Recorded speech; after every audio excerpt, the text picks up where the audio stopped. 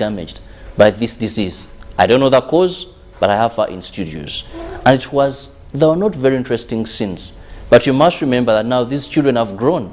Some are adolescents, some are young adults, but the impact of this disease, much as it could have had a reduction, but still leaves a lot to be desired. Juliet, it's good to have you again in our studios. Thank you so much. Nice being here once again and speaking to our nation on issues of great importance, nodding disease syndrome, especially if we look at the agenda of leaving no one behind. Thank you. Beginning with the agenda, leaving no one behind, one thing I discovered, and good I have you, is this is a disease, to the best of my knowledge, that I've only seen in northern Uganda. Let's begin with that. What is nodding disease syndrome? Nodding disease syndrome is a disease that affects the neurological system of an individual.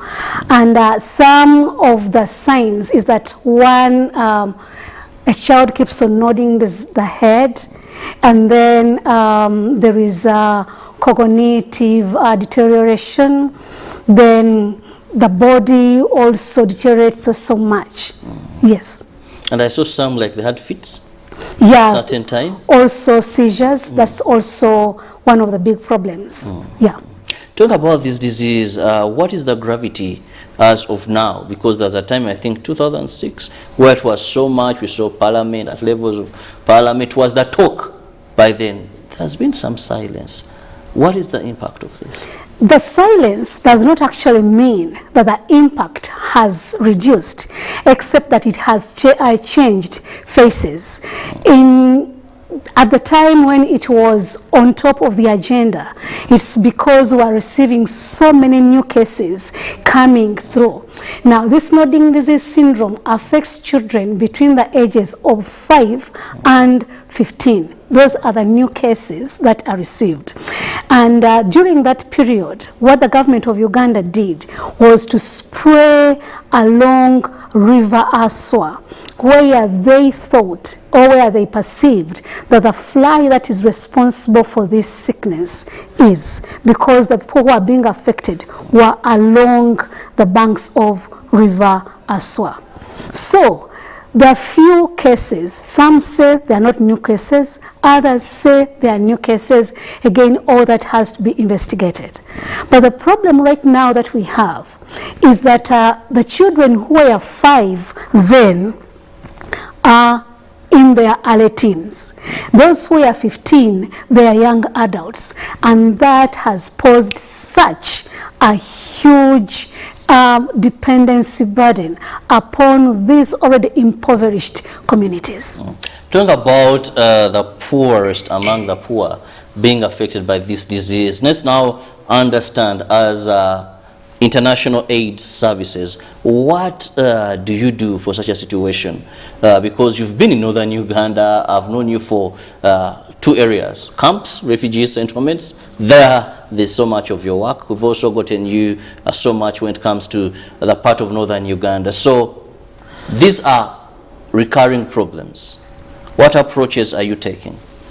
As a country program, we engage in a number of activities. Now, specifically with nodding disease syndrome, we've talked about these communities being very, very poor and therefore unable to carry fully the burden of these children.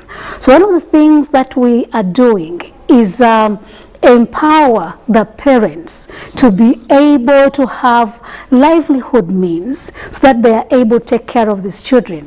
What we have done is to put them in groups of 30s in the areas of Angagura, Lapul, Laguti. Those are the areas that were very much affected. Then in groups of 30s, we have trained them on village savings and loan association. Then we have given them like a startup package where they can borrow and then go and invest in small income generating activities so that they are able to generate some revenue.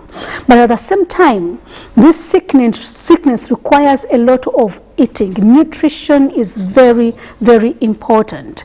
So the other thing that we have done is to encourage every household to have at least an acre of cassava, because feeding is very important. These children take their medicine at least 4 times a day, and before taking the medicine, they must eat. So at least if there is cassava, I know it is not the best in the circumstance, but at least they have something to eat. So we gave them oxen and ox plows plus cassava cuttings. That was the first group that we dealt with. Now, other groups that are being formed, they get cassava cuttings from their neighbors and they plant. And then the other thing that we have done is teaching them on nutrition. In Uganda, part of the problem is that it's not a problem that we of lack of food, but I would not know how to provide a balanced diet. And yet, feeding is very, very important for these children. So again, we train them on that, but also giving them psychological support. I think to me that is also another very important area, because like I told you, I am a person who spent an entire week there as a reporter, then trying to understand the situation and of course finding stories.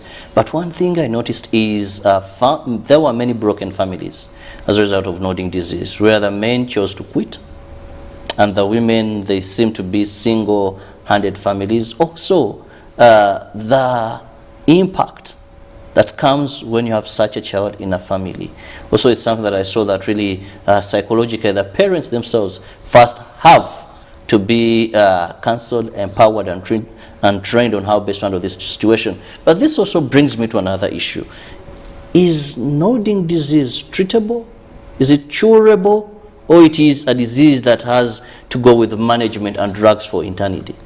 I think for now we are really looking at management. But also it is important to note that if they diagnose it early, that if the impact can be minimized. However, for some of those children, what we have seen is that many of them, they got to know about the sickness when it was in its advanced stages. I remember many were telling me it has to do with witchcraft. Then another one told me they had done so much wrong and God had gotten upset with them. It's like, this could be. And the science by then was also still doing some guesswork. What is the cause and all that? And that is part of the problem, that these children would not be taken early to hospital for diagnosis. And again, I like to understand these parents and appreciate them, because they have low levels of exposure, low levels of education, and here there is a sickness that no one can explain. So the easiest thing to within the African mindset is that this is witchcraft. So recently I went and we were talking to this lady. In their home they have 8 children with nodding disease syndrome. 4 of them are theirs, and then another 4 belong to their deceased brother. So what she did when she saw that children were dealing with nodding disease syndrome, she went to the witch doctors who ate even all the little resources that they had. So by the time they resorted to go to hospital, the situation was really bad. And right now we are talking about managing. So what the government is doing is giving them multivitamins and other tablets to contain the seizures. But maybe to reduce on the impact, there would be need for setting up rehabilitation centers which can address the occupational needs, the physical needs, offer language therapy and speaking therapy. For now, that would be very, very important. Let's look at the empowerment of the parents that you've said you've really taken on. First, we know that a number of families actually nodding disease, maybe of now they've come to accept and understand the situation. But previously we had broken families, and where maybe the wife was handling this alone. how have you managed to bridge this gap so that they work together as a team? Because most of the issues I found in northern Uganda also is, it seems, men's rights are very high compared to the ladies. And many of the projects that have come in to offer financial assistance, the ladies there will tell you that the men, because of that, have either mismanaged these funds, taken them from them, these challenges because they are not united families to that level, or even levels of understanding how best they can work together. How are you handling this?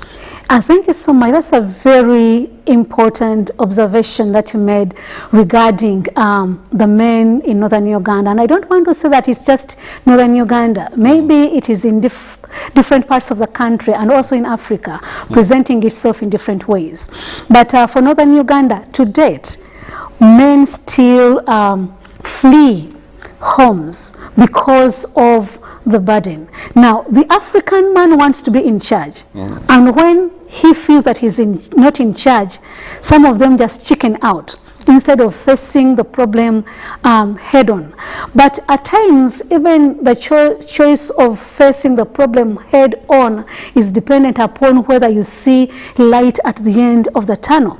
Now, some of these husbands do not see light at all at the end of the tunnel, and when the problem seems so huge, they abandon the households and go and get married to either some other wives or start families elsewhere. But one of the things that we have done is sensitizations. Sensitizations about the rights of children with nodding disease, sensitizations about the role of husbands and wives in the families. But also the other we have done is to build structures within themselves. Now, for us, we are NGO workers, and we come from the outside. It's very easy for people to look at us as income earners.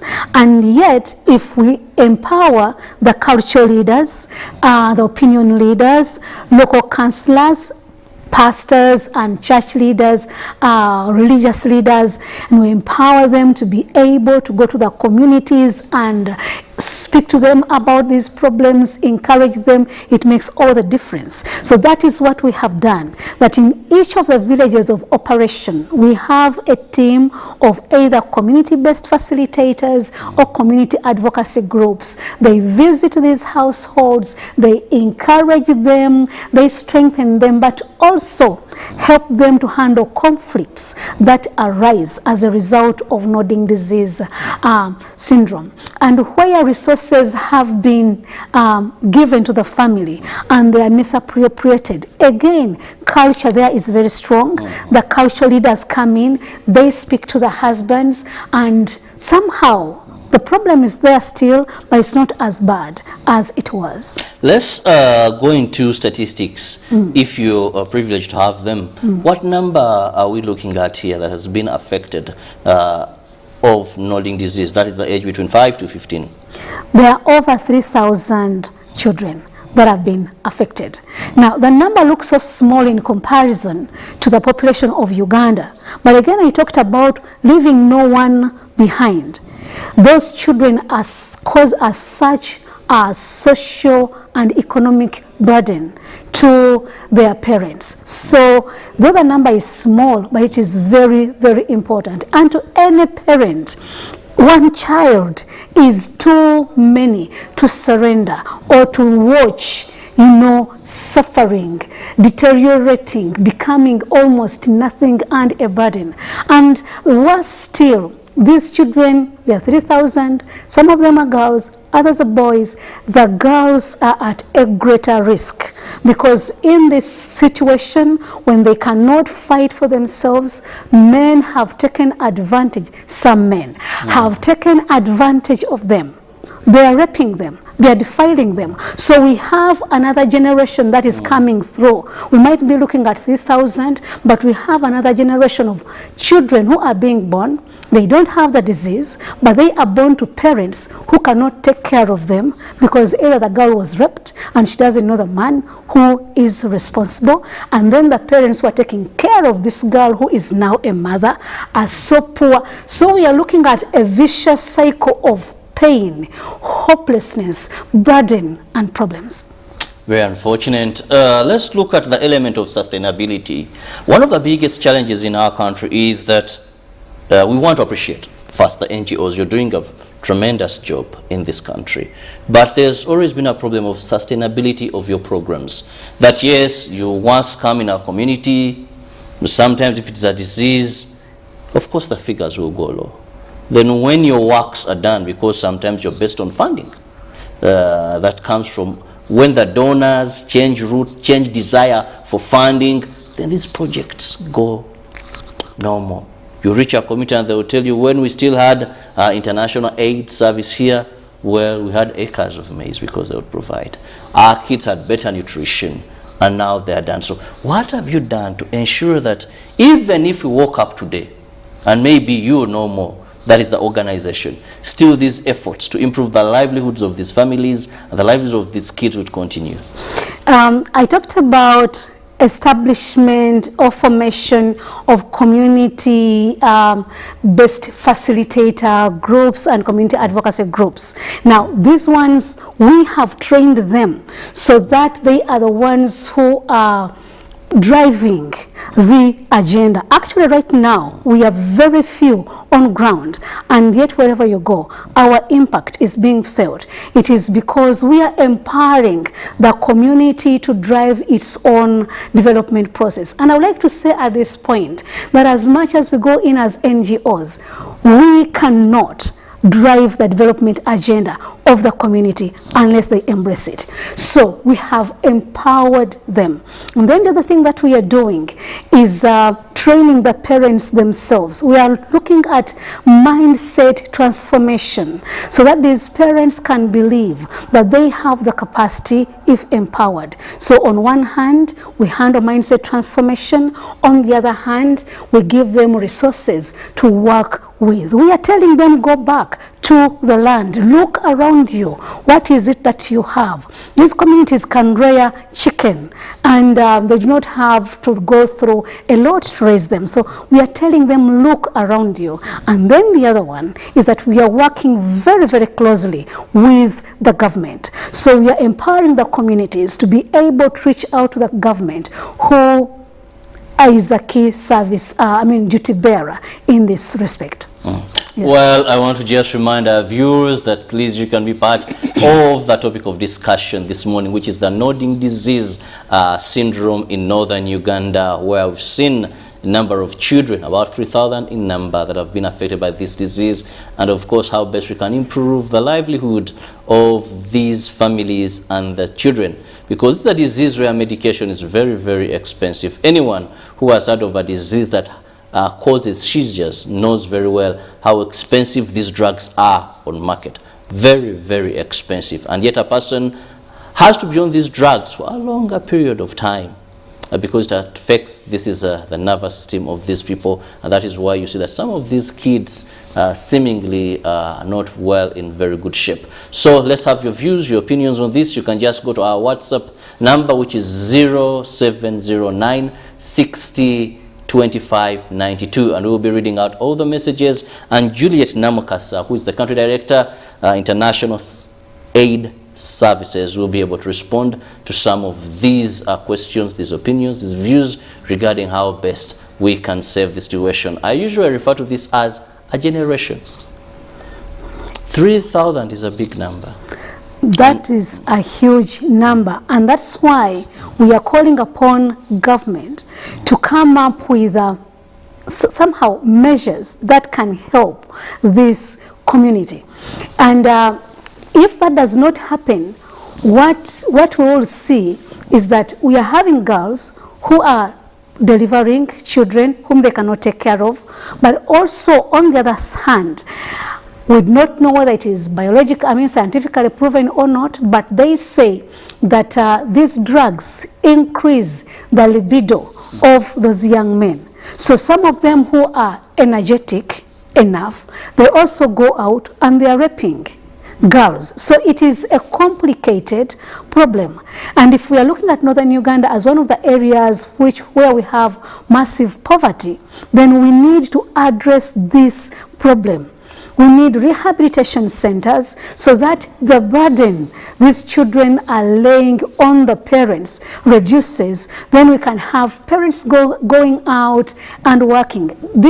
Taking care of children with nodding disease is a full-time job, as some parents have put it, because you are either feeding them, ensuring that they are safe. Last time when we were there, parents were telling us these children, when they are able to walk around, they'll go to the kitchen, get the fire, light up the grass-thatched structures, and that causes more problems. These children feed, I don't know, they eat like, some parents were telling us that one child will eat food for 3 people. And that is a huge burden. So there is need for rehabilitation. There is need for help.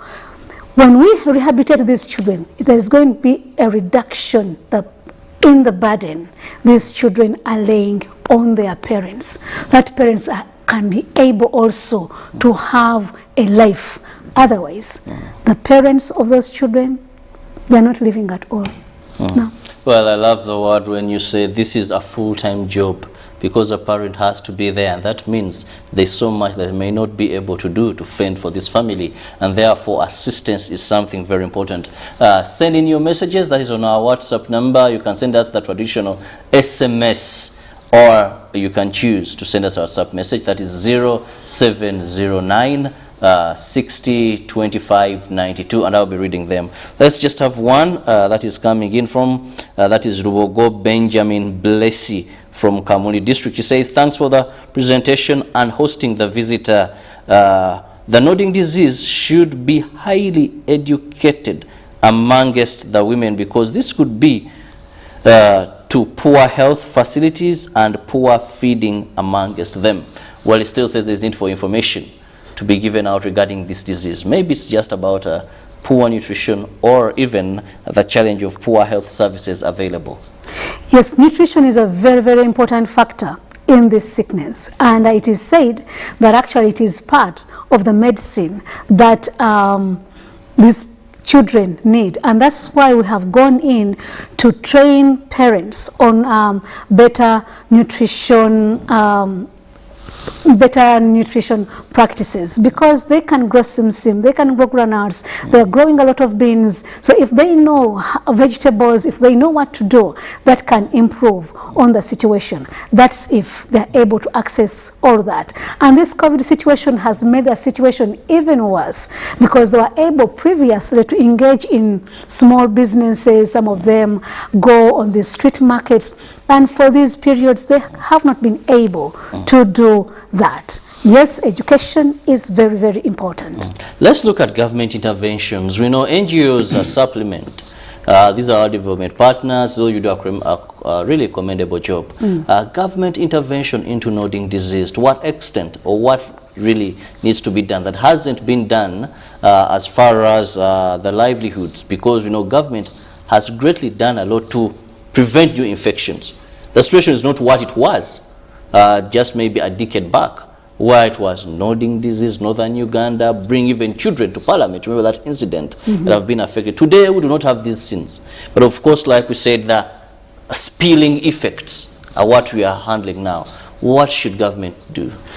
One, government should ensure that these people receive the necessary information that they need. Now, when we visited northern Uganda it's about a month ago, we saw that the parents don't have information. Actually, some of them told us that if it were government officials who had called us, we would not have come, because they have come, done the tests, taken information from us, and they're not coming back. In other words, for starters, parents need to know what is happening. Is there hope or there is no hope? But also they need support. Some years ago, there was money that was set aside and food was bought for those communities. And again, when we visited, some of them told us they were just handpicking a few households that received the food. Unfortunately, it is alleged that part of that food was found rotting in the stores in Pade, and it was attributed to politicizing the whole distribution of food. Recently, the government sent in iron sheets. Previously, they had thought that maybe they had not been distributed. The last time when I was there 2 weeks ago, I was told that iron sheets were distributed, but each household received 15. There were only 30 households that received. That is really nothing. But we feel that there is need for a package that these people should receive so that they are able to accelerate their income generation capacity. However, rehabilitation of these children is very, very important. Let a center be set up so that these children can receive some occupational skills, because some of them are not so badly off. What we are looking at is, can the burden be lessened by empowering these children to be not so much dependent on their parents? That will make a difference. Well, Juliet, thank you so much for that informative discussion, more so when talk about the plight of these families. That is one of the things I've really noticed. Let's have your final remarks now to the families, to the mothers, to the fathers that are having these children. To the mothers and fathers, sisters and brothers that are attending to these children, do not lose heart. Do not lose hope. Keep hanging in there. Keep fighting. Go and get any kind of support that you can. Where the government has provided with the hospitals with medicine, go there. Do not abandon these children. They need you. We are also here raising our voices to ensure that your burden becomes lighter. May God give you the grace that you need to handle the situation. Indeed, may God give you the grace as a parent. I know what it means when your child is not feeling better, but then worse when your child has a problem of such a disease. It is not a curse. This is not witchcraft. Science has discovered the cause of it. What we need to do is to be supportive, and of course the call upon government on what needs to be done there. Right now is empowering families, lessening the burden on the families to support these children. Have a lovely day. Ruben is going to be here to take you through the world of sports, and later it will be Good Morning Uganda Extra. From me, stay safe, go get that vaccination, get that jab. We need to fight death, severe illness and hospitalization. But also when you're vaccinated, don't forget to have your mask, don't forget to social distance, avoid crowded places, and do not touch the soft parts of your body without washing your hands with soap and water. God bless you.